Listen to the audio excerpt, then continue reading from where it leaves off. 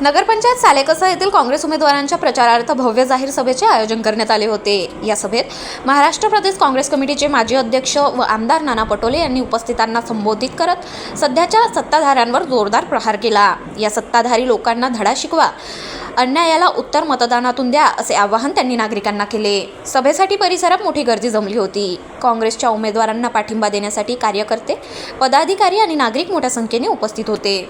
नाना पटोले यांनी आपल्या भाषणात स्थानिक प्रश्नांसह राज्यातील परिस्थितींचा उल्लेख केला। वाढती महागाई, बेरोजगारी, शेतकऱ्यांचे प्रश्न, स्थानिक विकासातील अडथळे या मुद्द्यांवर त्यांनी सरकारला लक्ष केले। पटोले म्हणाले की जनतेचे प्रश्न सोडवण्याऐवजी सत्ताधारी राजकारणात गुंतलेले आहेत। सालेकसा नगरपंचायतीला योग्य नेतृत्वाची गरज असून काँग्रेसचे उमेदवार विकासाच्या राजकारणावर विश्वास ठेवतात। सालेकसा शहराचा सर्वांगीण विकास काँग्रेसच करू शकते असा विश्वासही त्यांनी व्यक्त केला आहे। यावेळी उमेदवारांनीही आपल्या भावना व्यक्त करत नागरिकांसाठी केलेल्या कामांची माहिती दिली आणि आगामी काळातील विकास योजनांचा आढावा मांडला। सभेचे सूत्रसंचालन स्थानिक पदाधिकाऱ्यांनी केले। सभेच्या शेवटी नाना पटोले यांनी मतदारांना विनंती केली की लोकशाही मजबूत करण्यासाठी मतदान हा सर्वात मोठा हत्यार आहे।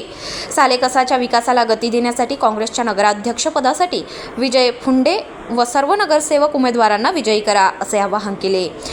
इक्बाल मिर्ची, दाऊदचा सोबती आणि यांना भ्रष्टाचाराने पैसे कमवले हे राज्यसभेच्या प्रोसिडिंग मध्ये आलेलं आहे। विधानसभा आणि लोकसभेमध्ये जे काही आपण बोलतो ते रेकॉर्ड राहते ना, हजारो वर्षे ते राहते। गोंदिया जिल्ह्याचा लोकप्रतिनिधी समजा आतंकवादाशी संबंध आहे असं त्याचं नोटिंग आलं नाही राहत, त्या सभापतीने सांगितलं की चुकीचं रेकॉर्ड काढा असं म्हटलंही नाही, ते रेकॉर्डवरच आहे। आणि हे महाशय हसतात। बाळासाहेब ठाकरेवर टीका करायला निघाले तिथं आणि त्या संजय राऊतांनी याची बिना पाण्याने साफ करून टाकली। मला सांगायचं तर की इथं मत काय, जेव्हा इकडे खासदार होता तेव्हाच, मग त्याच्यानंतर पाहिलं का प्रफुल्ल पटेलला, पण आता मत मागायचे आणि मत कोणाचे मायनस करायचे, काँग्रेस। मत कोणाचे मायनस करायचे, काँग्रेस। त्याच्यासाठी सुपारी घेऊन, कारण की भाजप आली पाहिजे, भाजप पैशासाठी आली पाहिजे।